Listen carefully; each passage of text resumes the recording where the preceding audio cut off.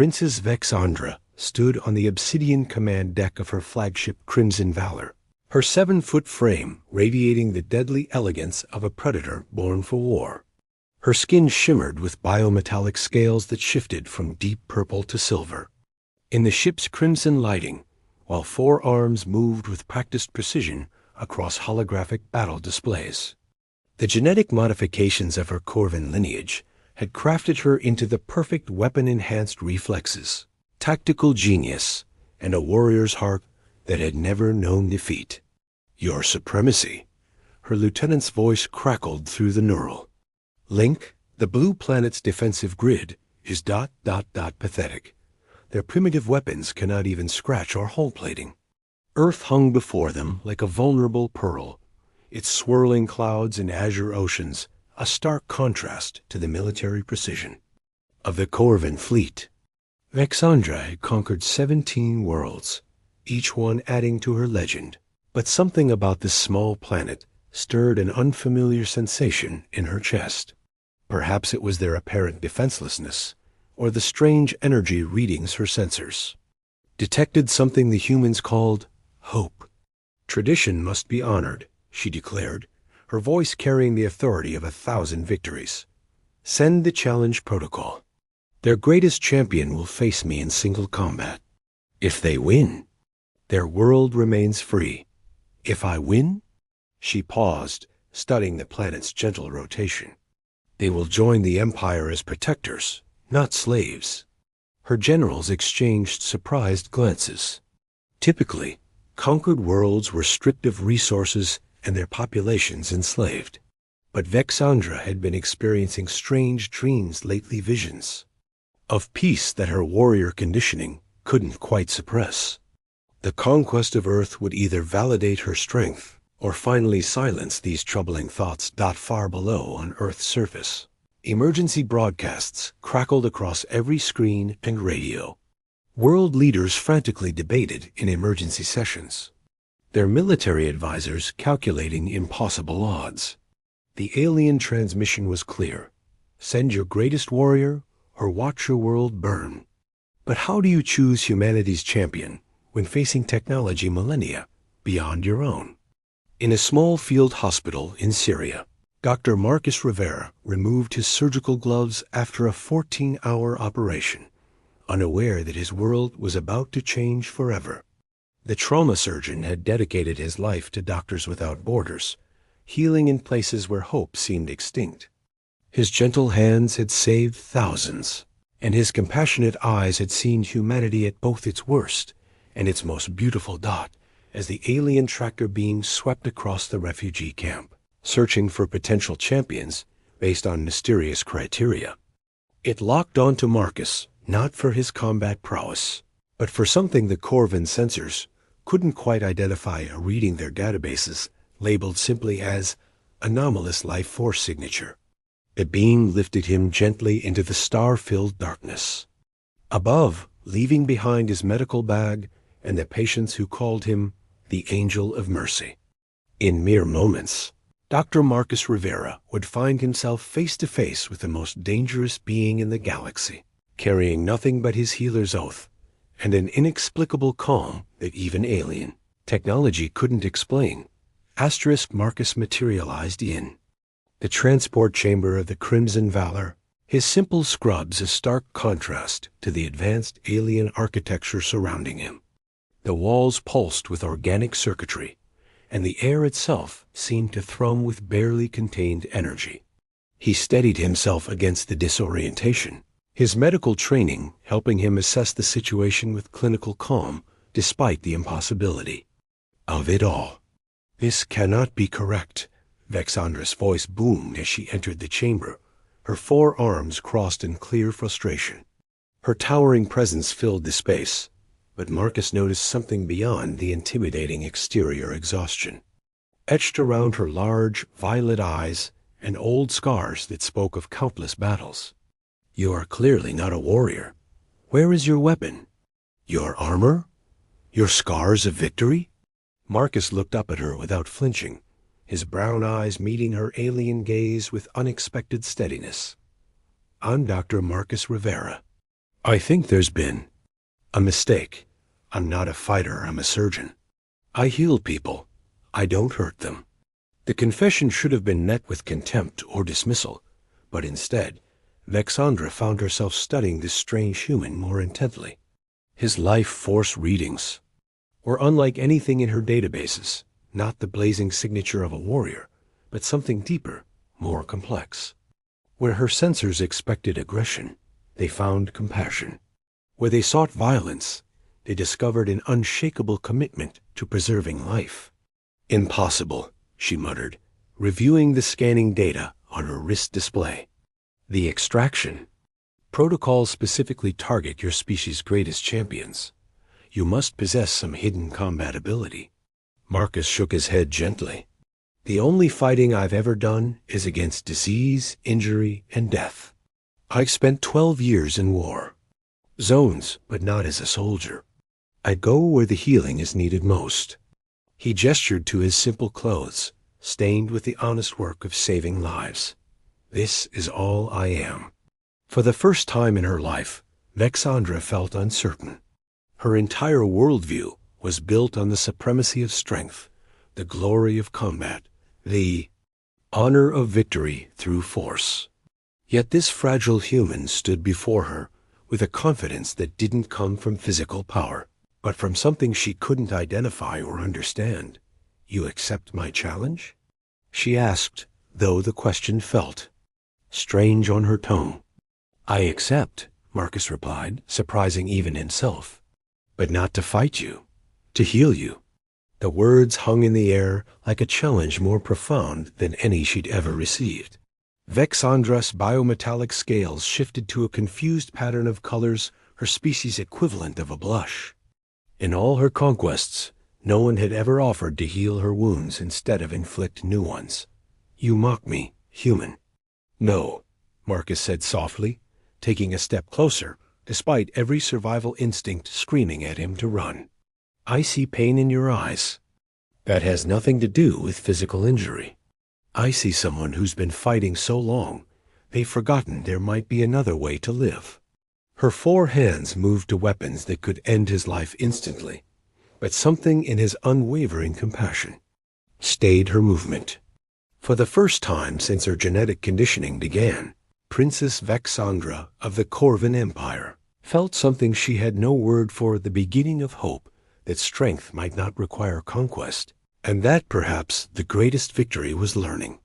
When not to fight at all, Princess Vexandra led Marcus through corridors that seemed grown rather than built, their bioluminescent walls pulsing like arteries in some vast organism. She moved with predatory grace, but Marcus noticed the slight favor she gave her left side, the almost imperceptible hesitation in her stride. His healer's eye cataloged details that her warrior's pride tried to hide. Your medical bay, she announced, gesturing to a chamber filled with advanced alien technology. You will examine me and determine what healing you think you can provide to someone bred for perfect warfare. The medical equipment was beyond anything Marcus had ever imagined, but the principles remained the same.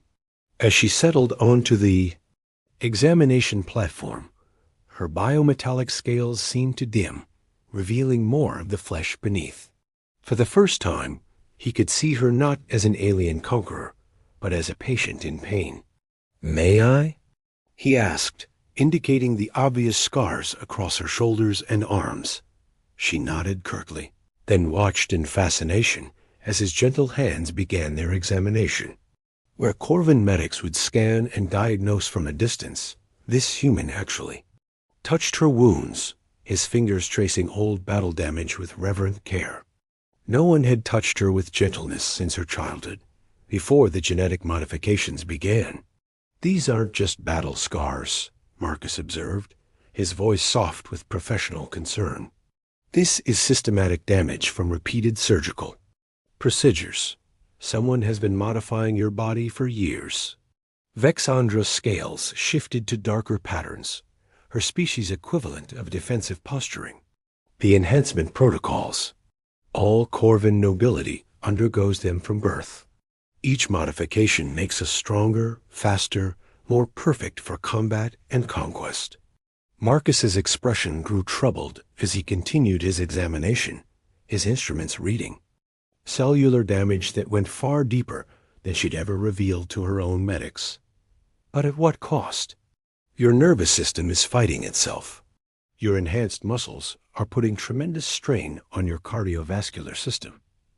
And these neural implants. He looked up at her with eyes full of compassion rather than horror.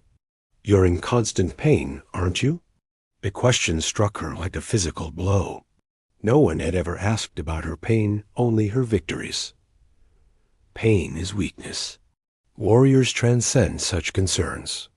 Pain is information, Marcus corrected gently. It tells us when something is wrong, when we need healing. Ignoring it doesn't make you stronger, it makes you injured. His hands found a particularly sensitive spot where an enhancement had damaged nerve clusters, and for the first time in decades, someone touched her wounds not to cause more pain, but to soothe it. As he worked, she found herself speaking about things she'd never voiced before.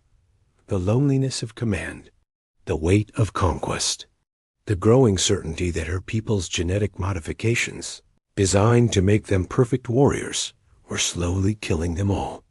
Each enhancement brought greater power but shortened lifespans, until the Corvin Empire had become a civilization of magnificent, dying warriors.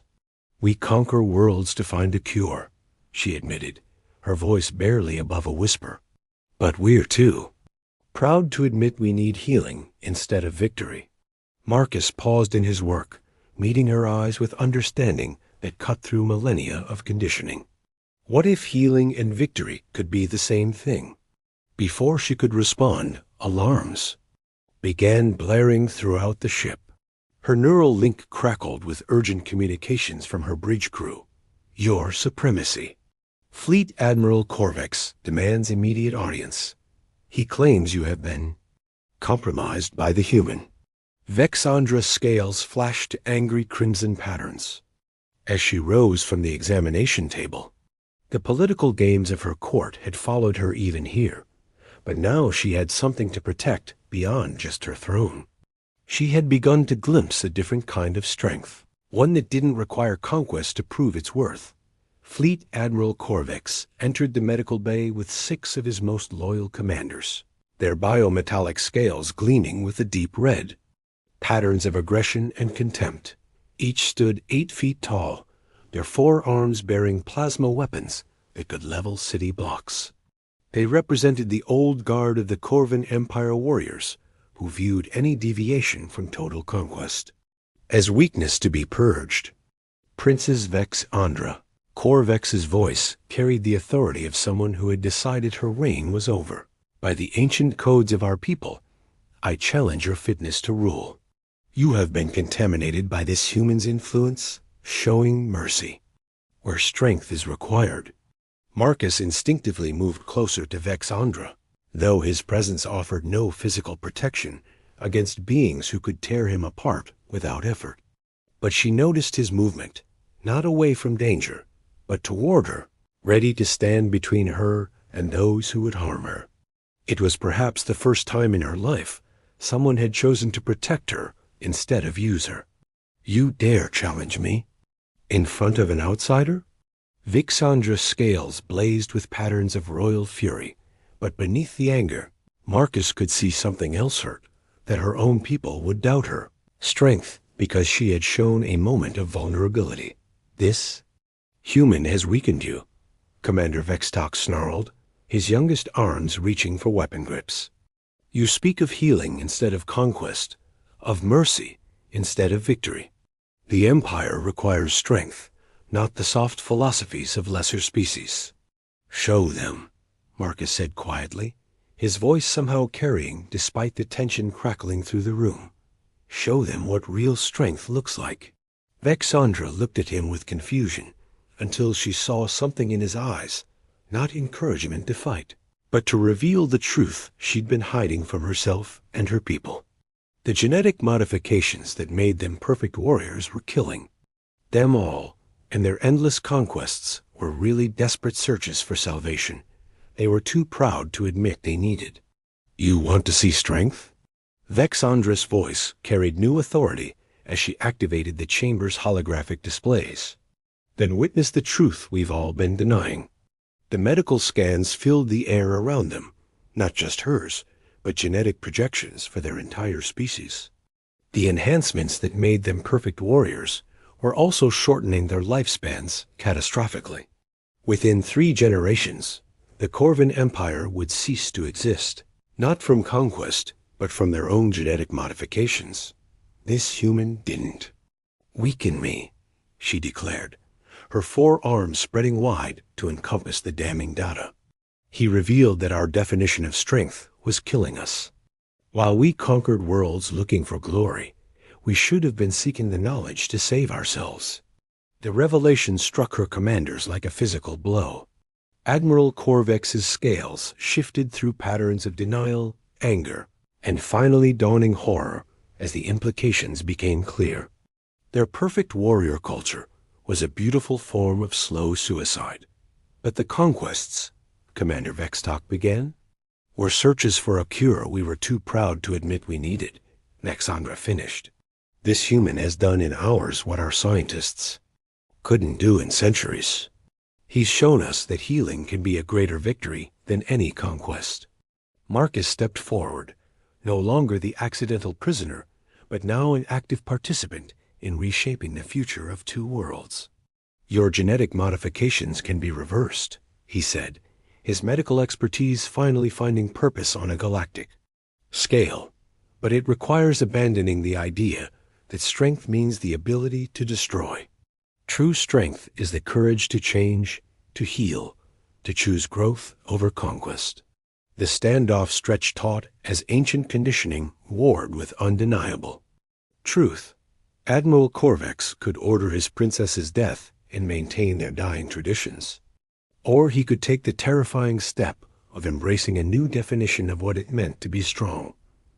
Asterisk, the command bridge of the Crimson. Valor had been transformed into something unprecedented in Corvin history, a medical laboratory where warfare technology was being repurposed for healing.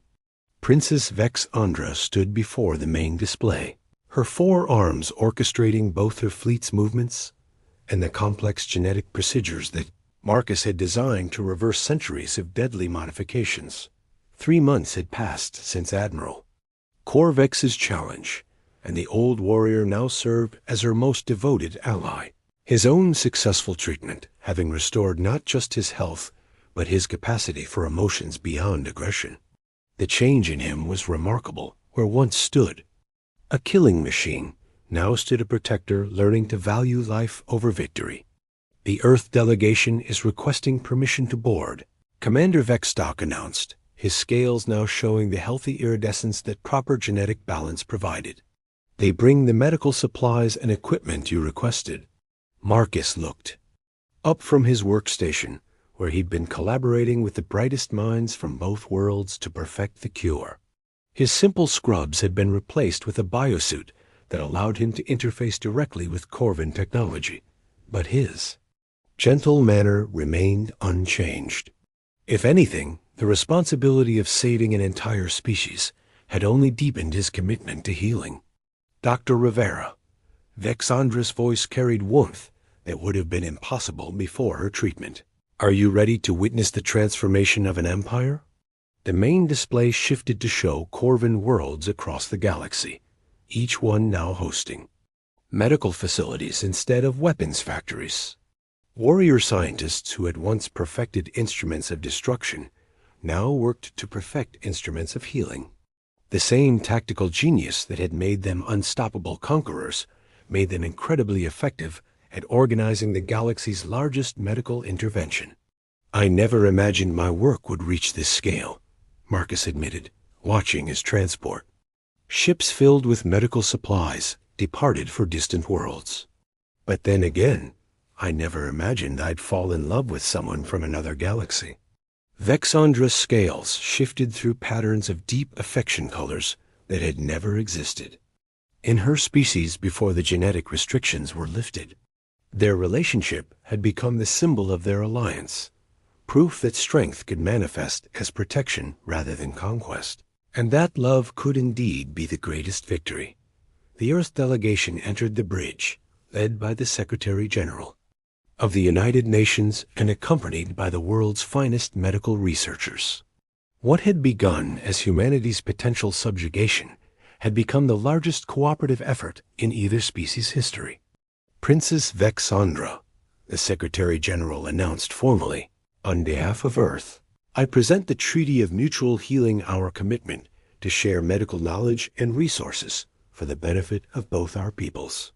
As she accepted the treaty, with all four hands, Vexandra reflected on the journey that had brought them here. She had come to Earth seeking glorious battle and found something far more valuable, a partner who had shown her that the greatest conquests were internal, that true strength lay in vulnerability, and that love was indeed a force more powerful than any weapon.